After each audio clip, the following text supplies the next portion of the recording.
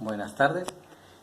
Vamos a ver un pequeño repaso sobre la guía de la unidad didáctica Construyendo Triángulos para el grado octavo. Dentro de los presaberes nosotros tenemos que tener en cuenta que es un ángulo. Y recuerda que un ángulo es solamente la distancia, el espacio que recorre una recta al desplazarse de otra unidas por un vértice. En este caso, este sería el vértice, este se llama cateto, y este espacio comprendido entre las dos rectas que se han desplazado es lo que llamamos ángulo. ¿Por qué es importante los ángulos? Los ángulos son importantes porque con ellos construimos triángulos, y los triángulos tienen su importancia en que nos ayudan a resolver muchas situaciones de la vida cotidiana. Vamos a construir un ángulo y con él construiremos un triángulo. Fíjate que tengo una recta marcada en donde he tomado un pequeño segmento de recta de 8 centímetros.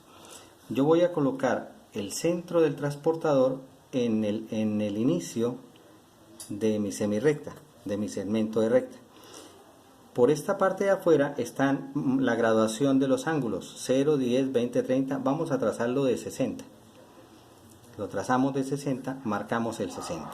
Si yo quiero que este ángulo tenga 60 grados y este ángulo tenga 30 grados, entonces coloco mi transportador en la punta del segmento y trazo el ángulo de 30 grados. Y fíjate que aquí por la parte interna tiene la graduación 10, 20, 30, 40.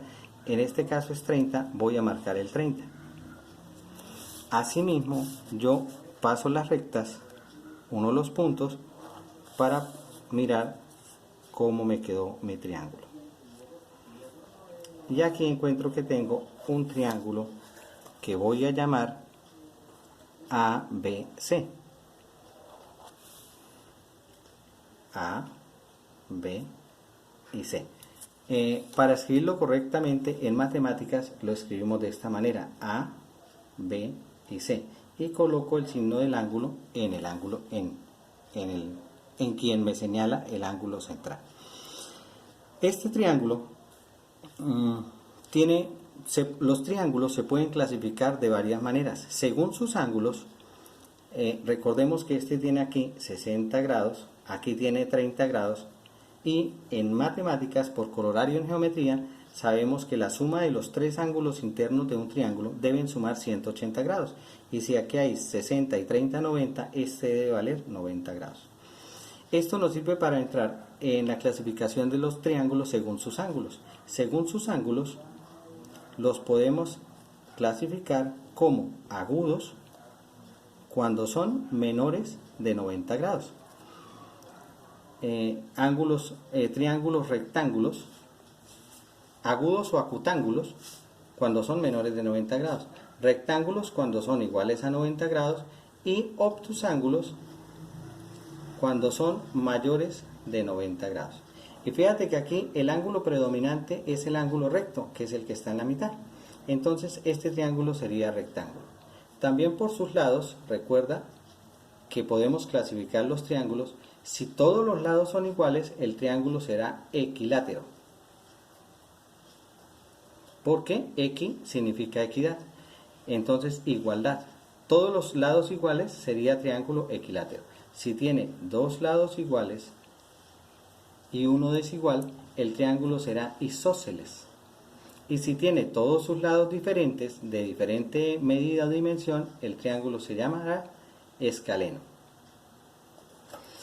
Clasificación por ángulos, clasificación por lados.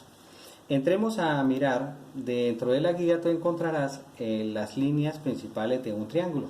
Y dentro de las líneas principales de un triángulo encontramos la altura del triángulo.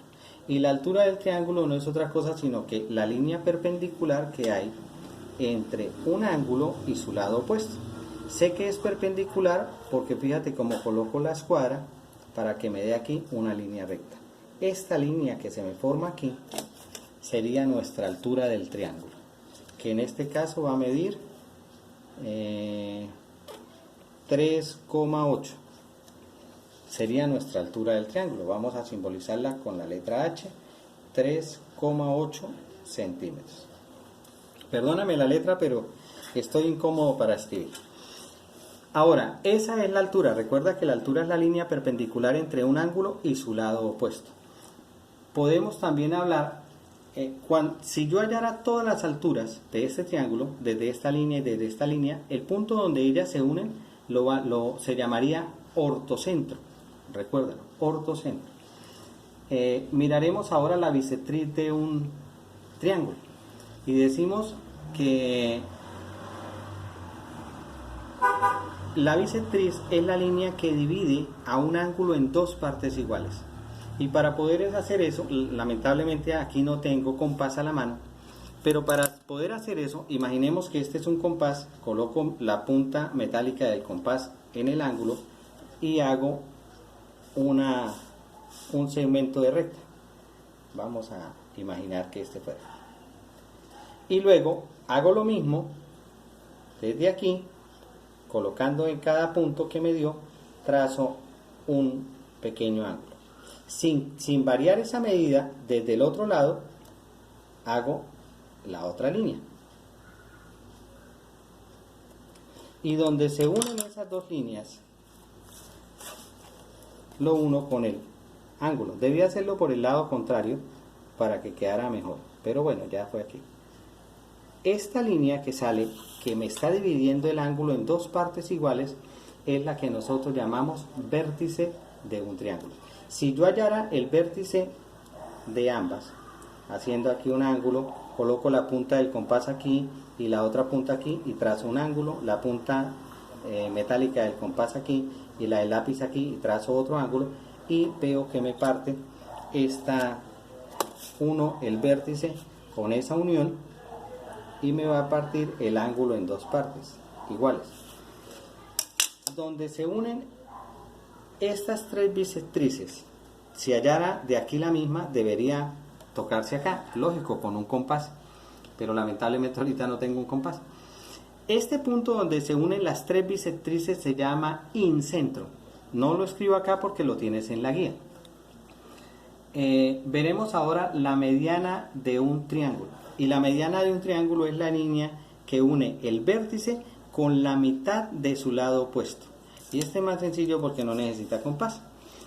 Voy a tomar la medida de este lado, que en este caso sería de 1 a 6, sería 5,4, y la mitad sería más o menos 2,7, sería más o menos aquí.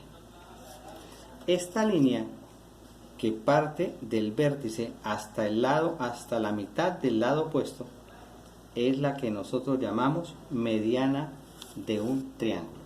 Si hallara todas las medianas del triángulo, este ángulo con la mitad de su lado opuesto, este ángulo con la mitad de su lado opuesto, el punto donde se unen las tres medianas será llamado baricentro. Reitero, no te lo escribo acá porque lo tienes en tu guía. Este es un pequeño repaso que estamos haciendo de la guía, porque todo está en tu guía. En la guía encontrarás qué es el perímetro del triángulo y qué es el área del triángulo.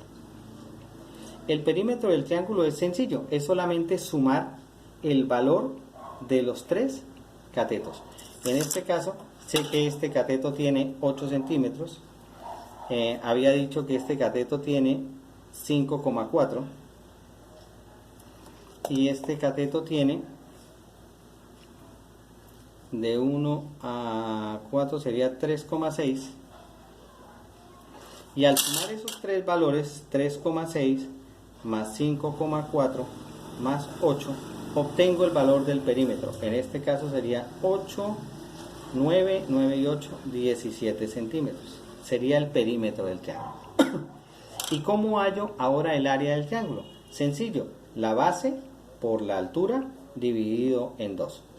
Recuerda que no me gusta utilizar asterisco acá porque la X puede ser, de hecho es un factor en álgebra. Y el punto pues lo utilizan las calculadoras. Matemáticamente debemos usar los signos de agrupación. Si lo quieres utilizar uno solo o dos, es válido. Base por altura sobre 2. La base sé que vale 8 centímetros. Por la altura, que sería este valor que habíamos dicho que valía 4. De hecho, creo que no vale 4. Sí. Sí, vale 4. Y eso dividido en 2.